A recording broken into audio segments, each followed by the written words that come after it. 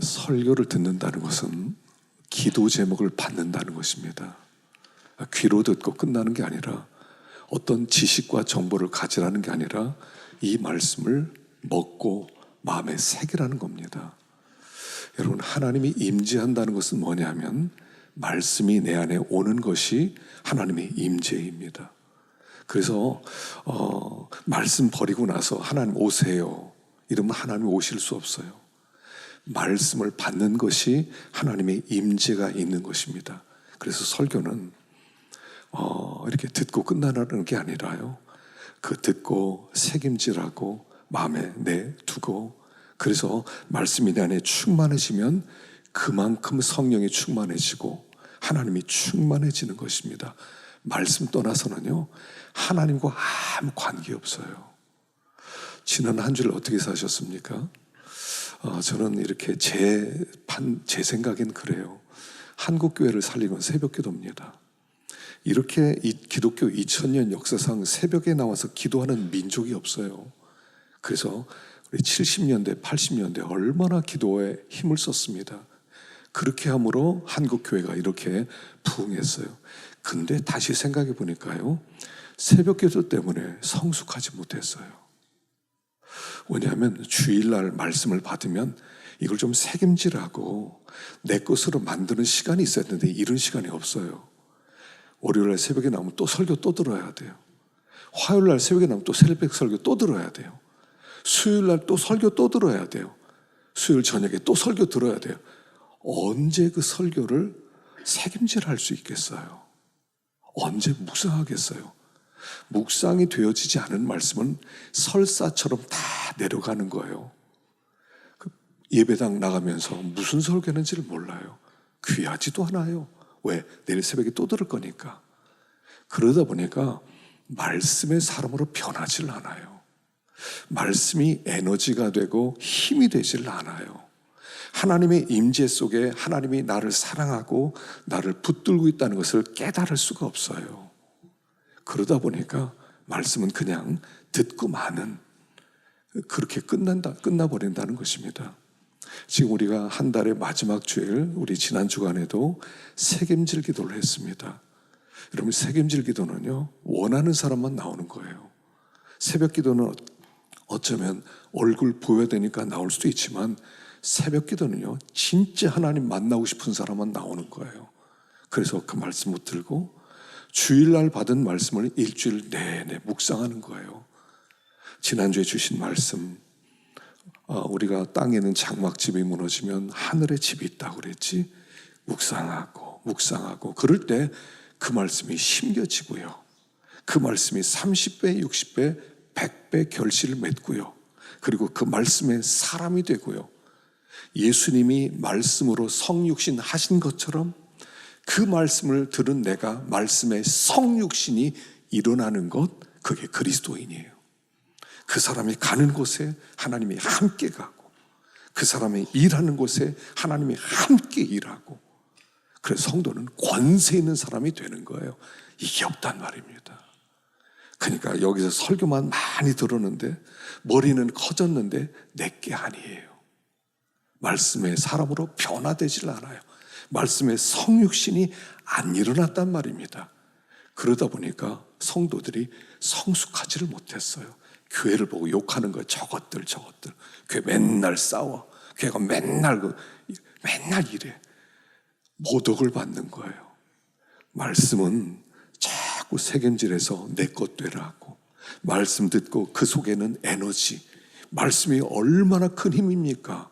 말씀은 내 말이 반석을 쳐서 부서뜨리는 방망이 같지 아니하냐.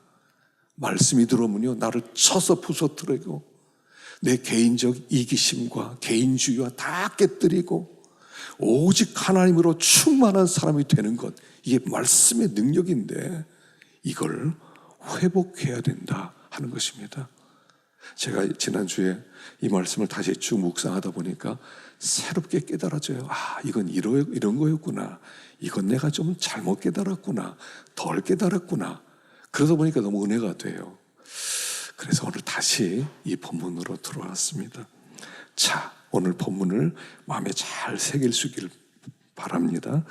1절 말씀을 한번 읽어보십시다. 1절 말씀 시작. 만일 땅에 있는 우리의 장막집이 무너지면 하나님께서 지으신 집 곧 손으로 지은 것이 아니요 하늘에 있는 영원한 집이 우리에게 있는 줄 아나니. 자, 이게 뭐냐면요, 우리는 지금 예수를 믿는 사람은 천성을 향해 가고 있는 순례자라는 거예요. 반드시 우리에게 오는 결론이 뭡니까? 하나님을 만난다는 거예요. 죽는다는 겁니다. 죽음은 너무너무 확실해요. 세상에서 제일 확실한 것은 내가 죽는다는 거예요. 그리고 죽으면 하나님의 얼굴을 대면해야 돼요. 나를 위해서 죽으신 예수 그리스도, 우리는 그 두 손과 두 발을 바라보고 얼굴과 얼굴을 대면하게 될 것입니다. 이게 성도의 삶의 가장 중요한 전제예요. 아무도 피할 수가 없어요. 우리는 천성을 향해 갑니다. 우리 주님의 얼굴을 배울 것입니다. 그러면 어떤 자로 서야 될 것이냐, 그것은 어떻게 살아야 되느냐를 우리에게 말씀하는 거예요. 그걸 오늘 본문이 말씀하는 거예요. 그래서 언젠가 죽겠지. 여러분, 이번에 참 산불이 났어요. 참 어떻게 그러다 보니까 산불이 나서 바람이 얼마나 세게 불었는지 산에 있는 집들, 농촌에 있는 집들 많이 탔어요. 한 30여 명 넘게 죽지 않았습니까? 그 사람들이 뭐 예고했었어요? 그 사람들 죽으리라 상상이나 했겠어요? 그냥 봄이구나, 좋구나, 어디 여행이라도 갈까 이랬더니 웬걸 불이 붙어서 그냥 죽은 분들이 많단 말이에요. 이렇게 찾아오는 게 죽음이에요. 죽음은 예고 없이 찾아와요. 항상 준비되어져야 돼요. 하나님은 우리에게 그날을 가르쳐주지 않으셨어요. 항상 준비하라고. 준비할 것 첫 번째, 바로 이것이 2절 말씀이에요. 자, 2절 말씀 읽어보겠습니다. 시작. 참으로 우리가 여기서 탄식하며 하늘로부터 오는 우리 처소로 덧입기를 간절히 사모해라. 자, 어떻게 해요? 탄식하면서 하늘로부터 온 우리 처소로 덧입기를 간절히 사모하라. 그러니까 우린 죽을 겁니다. 예수 믿는 사람 이렇게 생각하면 안 돼요. 언제가 죽을 거야. 난 예수 믿었어. 난 천국 갈 거야. 난 준비됐어. 그럼 빨리 죽었으면 좋겠어. 절대로 이렇게 생각하면 안 돼요. 우리가 그 하나님 앞으로 갈 때까지 덧입기를 힘쓰라는 거예요. 내 덧입어졌으면 좋겠다. 우리 지난 시간에 배웠죠. 하나님 나라가 있고요, 하나님 우리에게 예비하신 몸이 있다고 그랬어요. 신령한 몸, 거룩한 몸이 있어요. 우리는 거기에서 싹 변화될 거예요. 이런 낡은 몸, 흙집에 사는 이 몸이 싹 없어지고 거기서는 영광스러운 몸으로 우리는 변화될 거예요. 우리는 그것을 여기에서 입는 생활을 하라는 것입니다.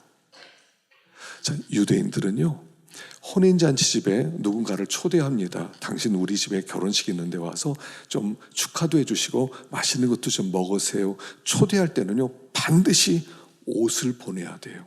이게 유대인들의 풍습입니다. 옷을 보내야 돼요. 그럼 그 옷 입고 오면 이 사람 초대받았구나. 그래서 그 사람 들어오게 만드는 거예요. 그런데 초대 못 받았는데 그냥 그 옷 안 입고 가면 못 들어가는 거예요. 여기에 보니까 그런 사람이 나오죠.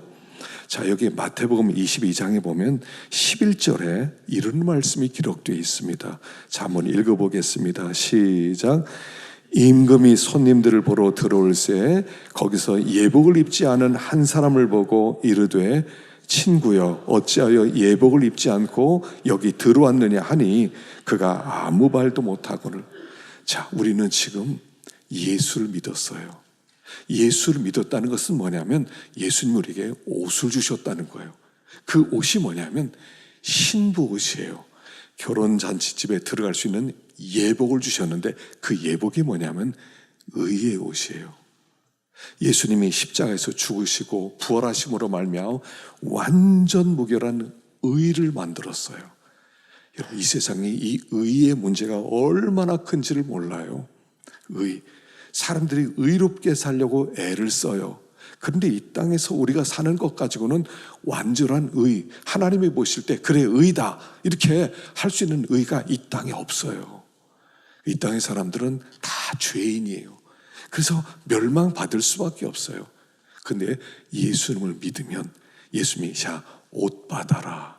그래서 우리가 옷을 받았는데 그 옷이 신부 옷이에요. 눈에는 보이지 않지만 우리가 지금 다 옷 입고 있어요. 무슨 옷이냐면 예수님이 십자가에서 만들어 놓은 의의 옷을 야, 너 받아. 공짜로요. 너 이 옷 받아. 그래가지고 우리가 그 옷 받아서 지금 의의 옷을 입고 있어요. 이게 이 옷 입고 천국에서 영원히 살거든요. 그래서 이 옷이 요한계시록에 보면 흰 옷이라고 자꾸 설명을 해줘요. 자, 여기 계시록 4장 4절을 한번 읽어보겠습니다. 시작. 또 보좌에 둘려 24 보좌들이 있고 그 보좌들 흰 옷을 입고 머리에 금관을 쓰고 앉았더라. 여기 보니까 24 장로들이 있어요. 보좌에 앉았대요. 보좌는 왕들이 앉는 자리죠. 하나님의 보좌가 있고 그 좌우에 24 장로들의 보좌가 있는데 거기에 장로님들이 하얀 옷을 입고 앉아있더라는 거예요. 근데 그 장로가 누구냐면 예수 믿는 사람들이에요. 우리가 천국 가면 하나님 보좌 우편에 예수님처럼 앉게 될 거예요. 그래서 우리는 온 세상을 통치하고 다스리는 권세자가 될 거예요. 근데 그들이 입고 있는 이 옷이 뭐냐면 흰 옷이에요. 이 흰 옷이 지금은 안 보여요. 여러분 다 흰 옷 입고 있어요. 예수 믿는 사람은요 흰 옷 다 받았어요. 이게 웨딩드레스예요. 예수님이 십자가에서 완전 무결한 의를 만들고 야, 저 예수 믿겠습니다. 그랬더니 그래, 너 옷 받아. 그래서 이 옷 입고 있단 말이에요. 지금은 안 보여요. 그럼 하나님 나라 가면 흰 옷 입었다는 것을 우리가 알게 될 거예요. 자, 이 흰 옷이요. 이게 웨딩드레스예요. 요즘에는 웨딩드레스 그냥 빌려주기도 하고 그러지만 예전에는요, 지금도요, 아주 유명한 디자이너가 만든 그런 웨딩드레스는요, 수천만 원을 호가해요. 연예인들은요, 여자들이 뭐 한 번 결혼식 있다고 그래서 그냥 수천만 원짜리 웨딩드레스 입고 그리고 한 번 쓰고 다시 안 입는 거예요. 근데 우리가 입은 이 옷은 수천만 원과 비교 안 되는 수억, 수십억, 수천억도 더 되는 엄청난 옷을 우리는 지금 입고 있다는 거예요. 근데 이 옷을 한번 입은 자는 영원히 구원받아요. 근데 문제가 있어요. 옷이 뭐냐면요, 옷은 신분이에요. 신분. 옷을 보면 그 사람의 신분이 나와요. 경찰관 하면 경찰들이 입는 옷이 있어요. 근데 경찰이 그 옷을 입으면 사람들은 아, 저 사람 민중의 지팡이다, 우리를 도와줄 거다, 죄인을 잡아갈 거다 생각하는데 이 경찰관이 옷 입고 못된 짓을 하고 막 다니는 거예요. 사람들 취업 패고 다니고 또 돈 금품 갈취하고 다니고 그러고 나서 죄인들은 붙잡지도 않고 그러면 경찰답지 못하잖아요. 사람들이 저거 뭐 경찰이라면서 왜 저래 하는 것처럼 성도들이 이 흰 옷 웨딩드레스를 입어놓고 하는 짓거리를 보니까 아주 못된 짓만 하고 다닌단 말이에요. 그리고 나서 아, 나 웨딩드레스 입었어, 난 천국 갈 거야, 이러면 성도답지 못하다는 거예요. 그러니까 우리가 이 웨딩드레스를 잘 지켜야 돼요. 더럽혀지지 않도록. 이게 하늘에 오는 처소로 덧입혀진다는 뜻이에요. 자꾸 덧입혀져야 돼요. 그래서 이 옷을 막 사람들 와서 더럽히려고 유혹을 하기도 하고 시험을 하기도 하고, 그런데 옷을 잘 지켜야 돼요. 나는 의의 사람이야, 하나님의 사람이야, 나 옷 잘 지켜야 돼, 난 깨끗해야 돼. 혹시 더러운 게 묻으면요, 빨고, 여기 보면 빠는 얘기도 나오잖아요. 빨아라. 그리고 빼앗기지 마라. 항상 흰 옷 입고 주님 앞에 설 준비해라, 이런 뜻이란 말이에요. 우리는 반드시 죽을 것입니다. 하나님 앞에 딱 섰을 때 벌거벗은 자로, 아무것도 없는 자로 그렇게 서지 말고 이 흰 옷 입고 주님 앞에 주님 이 옷 지키느라고 애를 썼습니다 하고 주님 앞에 울면서 설 때 잘했어 힘들었지 옷 지키느라고 주님이 맞아주신다는 거예요. 그렇게 덧입기를 힘써라. 나 예수 믿었어. 천국 다 가는데 대충 살아도 돼. 적당하게 살아도 돼. 뭐 하나님 그때 가서 하나님 나 예수 믿었어. 이러면 되지 뭐.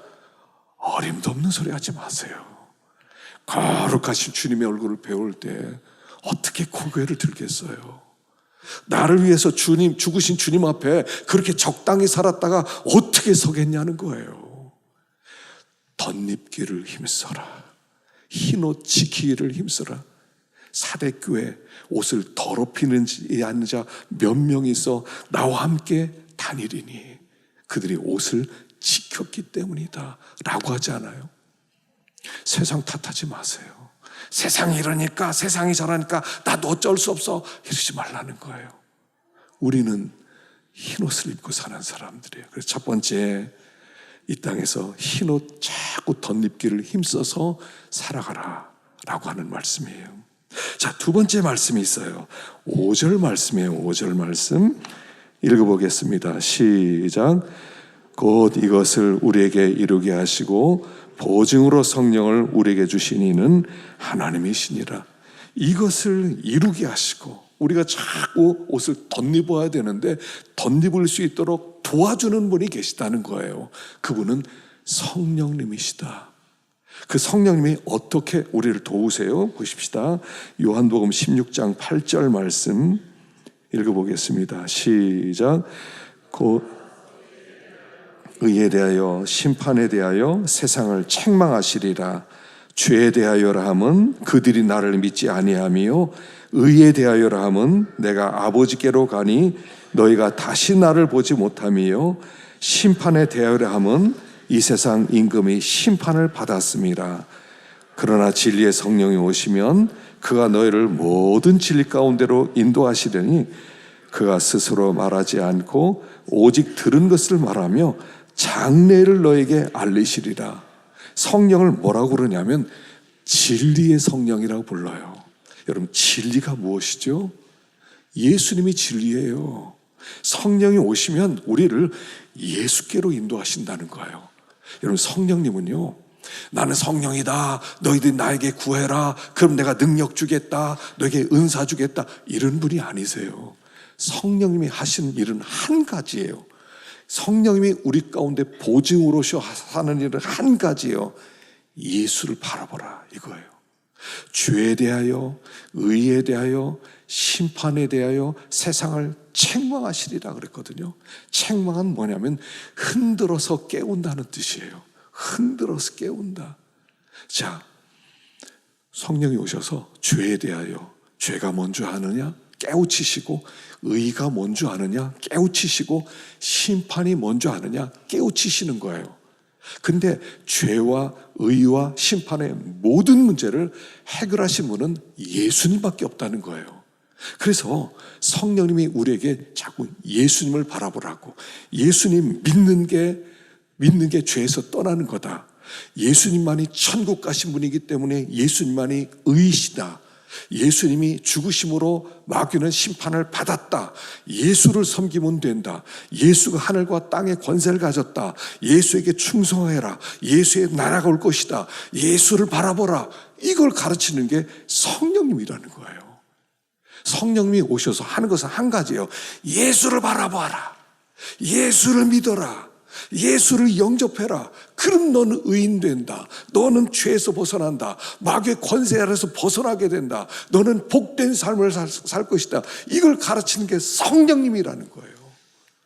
성령님은 예수를 바라보게 해요. 성령님은 절대로 성령을 바라보게 하지 않아요.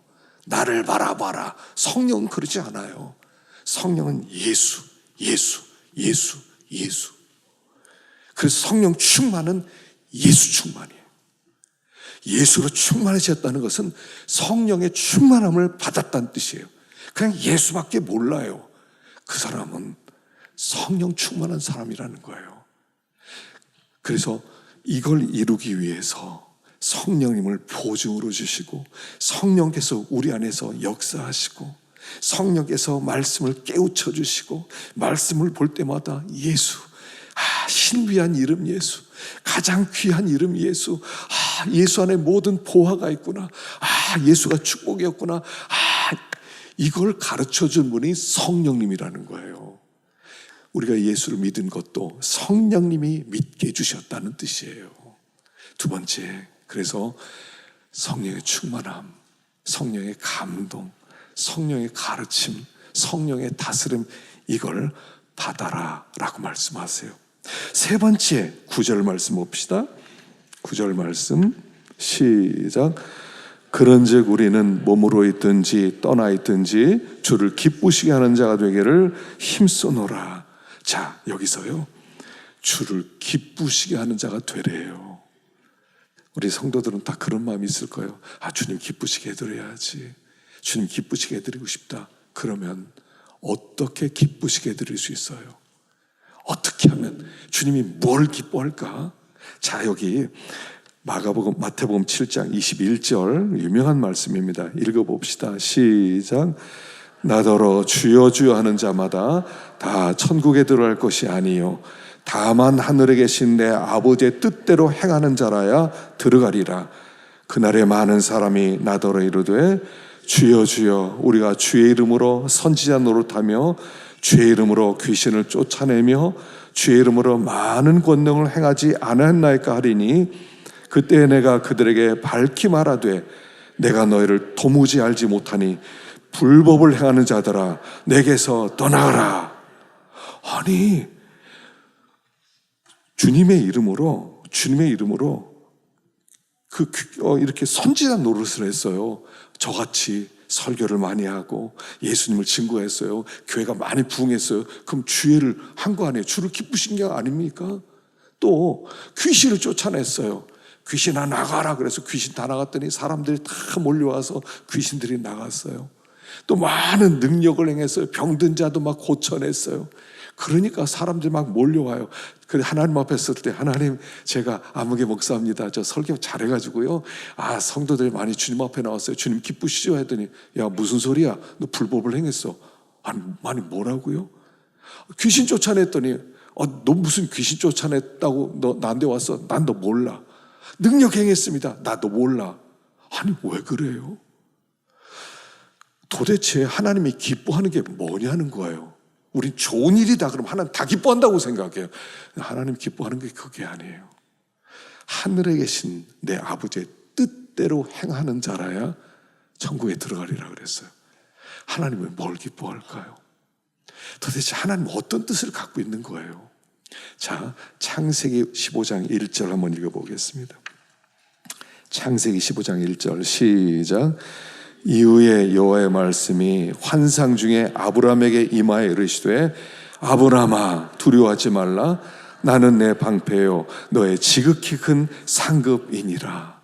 여러분 이게요 하나님의 뜻이에요. 하나님의 뜻이 이거예요. 하나님이 뭐 하고 싶어 하세요? 이 세상을 만들고 예수 그리스도를 보내주시고 도대체 무슨 일 하고 싶어 하는 거예요? 하나님이 하고 싶은 것은 이거예요. 얘야 내가 너의 상급이야. 내가 너의 방패야.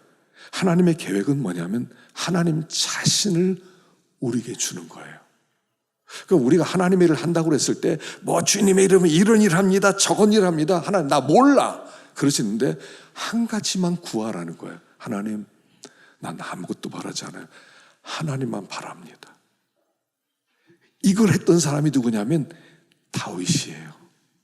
자, 사도행전 13장 22절 계속 제가 이거 우리가 읽습니다. 읽어보겠습니다. 시작. 다윗을 왕으로 세우시고 증언하여 이르시되 내가 이새의 아들 다윗을 만나니 내 마음에 맞는 사람이라 내 뜻을 다 이루리라 하시더니 여러분 다윗이 무슨 일을 했어요? 그 유명한 다윗 성경에서 제일 많이 나오는 이름이 다윗이에요. 여러분 다윗이 뭐 했어요? 40년 동안 왕위로 있었거든요. 뭐 했을까요? 다윗이 뭐 했어? 큰 업적 한번 얘기해 보세요. 어릴 때 골리앗과 싸워 이긴 거 이거밖에 생각 안 나죠. 그 다음에 다윗이 뭐 특별한 게 없어요. 맨날 전쟁 나가서 사람 죽이고 전리품 빼앗아오고 국토 넓히고 뭐 이거 했어요. 나중에 밧세바 사건으로 장수 죽이고 부인 차지하고 뭐 특별한 게 없어요. 다윗이 한 가지 했어요. 다윗은 일생 동안 한 가지 했어요. 그게 뭐예요? 성전이에요. 어느 날 다윗이 왕이 되자마자 첫 번째 한 게 뭐냐면 예루살렘 성을 정복해요. 왕이 되자마자, 연합 왕이 되자마자 자 예루살렘 정복하라 한다. 그리고 예루살렘에 아주 강력한 요새거든요. 산꼭대기니까. 근데 그걸 정복해요. 왜냐하면 거기에 모리아산이 있거든요. 아브라함이 이삭 바친 산이 있거든요. 그래서 그 예루살렘을 차지해서 자기의 그 왕국을 거기다 세워요. 그리고 뭐 했어요? 사울 때는 아무도 관심이 없었던 하나님의 법궤를 예루살렘 다윗의 장막에 옮겨놔요. 그리고 어느 날 하나님께 이렇게 말해요. 하나님, 나는 이렇게 좋은 왕궁에 있는데요, 하나님 천막에 계시다니요. 안 됩니다. 제가 하나님 집 짓겠습니다. 그러니까 하나님이 뭐라고 하세요? 야, 그러지 마. 네가 나를 위해 집 짓는다고 내가 너를 위해 집 질 거야. 난 여기가 좋아. 그리고 너는 전쟁터에서 사람 많이 죽였어. 피를 흘렸어. 넌 성전 지으면 안 돼. 그런데 너희 아들이 성전 짓게 해줄게. 그러니까 다윗이 알았습니다 하나님. 그때부터 막 성전을 위해서 막 준비하는 거예요. 전쟁터에 나가서 뺏은 모든 것을 성전에 갖다 바치고 금, 은, 좋은 것들, 보석 다 갖다 바쳤어요. 마음에 한 가지가 있었어요. 하나님, 성전 짓고 싶어요. 이게 뭔지 아세요? 성전을 왜 줘요? 집 짓고 싶었어요? 아니에요. 하나님, 나 하나님과 함께 살고 싶어요. 이런 뜻이었어요. 하나님, 함께 살고 싶어요. 그냥 하나님 집에 있으면 난 그게 너무 좋아요. 하나님, 나 다른 거 바라지 않습니다. 나는 하나님만 바랍니다. 하나님, 나는 왕국이 커지고 내가 높아지고 돈 많이 벌고 나 이거 원치 않습니다. 하나님, 내가 원하는 것은 하나님 당신 한 분입니다. 그랬더니 하나님이 와, 다윗을 만나니까 내 마음에 딱 만난구만. 나는 나를 주고 싶어 했는데 다윗은 나만 구했구나. 야, 딱 맞았어, 딱 맞았어. 다윗, 너를 통해 내가 모든 역사를 다 이룰 거야. 이게 하나님의 뜻이에요. 이게 하나님이 기뻐하는 거예요. 많은 일 한다고 하나님의 업적 남겨가지고 와, 내가 기쁘다. 네가 나를 영화스럽게 했구나. 무슨 영화시켜요? 설교 잘한다 그러면 설교자만 잘났다고 이름 알려지지 않아요? 그게 뭐 하나님의 영광이야. 자기 영광이지. 귀신 쫓아내가지고 와, 능력 있는 목사님, 자기 이름 높아지지. 그게 무슨 하나님의 영광이냐는 거예요. 하나님은 한 가지만 원하세요. 얘야, 나를 줄게. 이게 기독교의 특이점이에요. 하나님은요, 당신을 주겠대요. 그럼 우리는 어떻게 해야 돼요? 하나님만 바랍니다. 아무것도 안 찾습니다. 하나님만 있으면 됩니다. 이 시편 84편에 이렇게 나와요. 10절 시작. 주의 궁정에서의 한 날이 다른 곳에서의 첫날보다 나은즉 악인의 장막에 사는 것보다 내 하나님의 성전 문지기로 있는 것이 좋사오니 여호와 하나님은 해요 방패이시라. 여호와께서 은혜와 영화를 주시며 정직하게 행하는 자에게 좋은 것을 아끼지 아니하실 것임이니라. 주의 궁정에서 한 날이, 주의 궁정에서 한 날이, 주의 궁정은 교회예요, 성전이에요. 하나님, 주님과 함께 있는 이 한 날이 너무 행복합니다. 다른 곳에서 첫날 왕으로 맛있는 거 먹고 즐기고 돌아다니고 돈 막 쓰고 그렇게 다니는 3년보다 하나님의 성전에는 하루가 나에겐 더 좋습니다. 하나님의 임재 속에서 하나님의 얼굴을 바라보고 하나님의 충만한 그곳에 있는 게 세상에서 어떤 날보다 나는 너무나 소중합니다. 그러면서 뭐라고 그래요? 여호와 하나님은 해요 방패시라. 당신은 나의 태양입니다. 당신은 나의 태양입니다. 태양이래요, 태양. 여러분, 이탈리아 가곡 중에요, 오 솔레미오라는 노래가 있어요. 오 나의 태양이라는 노래죠. 그 내용이 뭐냐면 그 안에 뭐 해가 비칠 때요, 뭐 해변가에서 뭐 사람들은 즐기고 누리고 좋아요. 근데 나에게 진짜 태양은 당신의 얼굴입니다. 이런 노래예요. 당신의 얼굴에 있는 그 태양이 나에게 진짜 태양입니다. 오 솔레미오. 바로 이런 고백이에요.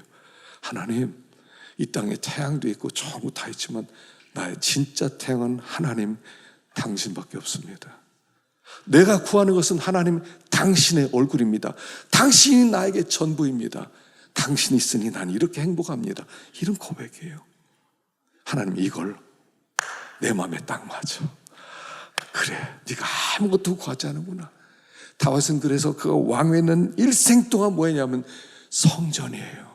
여러분, 성경에 보면요, 성전 얘기가 계속 창세기부터 계시록까지 나오는 거예요. 그래서 핵심 내용은 이거예요. 나는 너를 너에게 주겠다. 너는 나만 봐라. 나는 나만 바라보아라.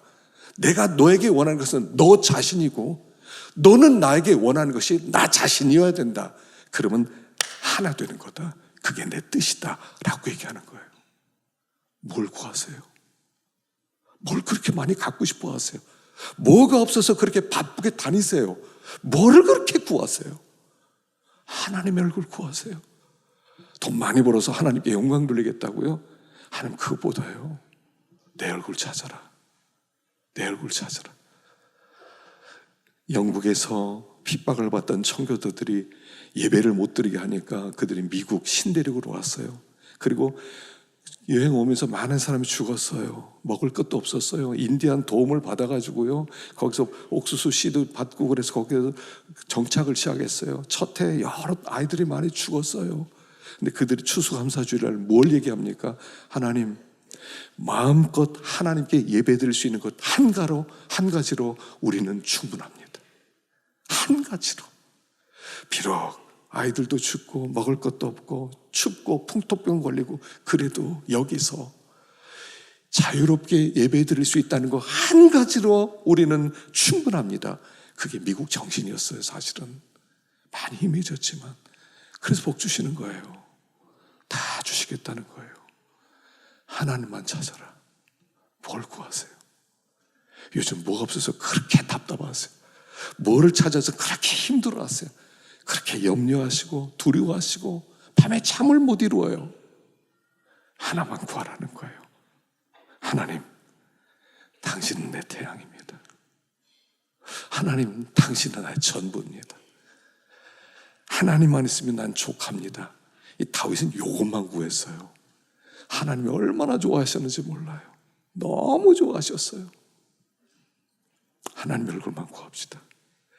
그리고 나서 주님 얼굴을 배우러 가는 거예요. 주님 얼굴 찾고 주님 얼굴 찾고 주님 앞에 섰을 때, 와, 얼마나 좋겠어요. 와, 그렇게 그리던 주님을 배웠다니. 그렇게 서는 거예요. 그렇게 주님의 오심을 준비하는 거예요. 그래서 이게 종말을 살아가는 순례자의 신앙이라는 것입니다. 그래서 그 길을 걸어가십시다.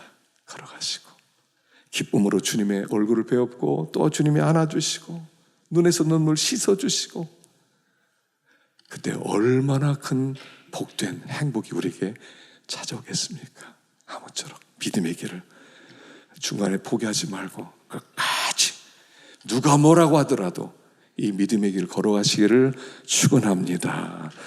기도하겠습니다.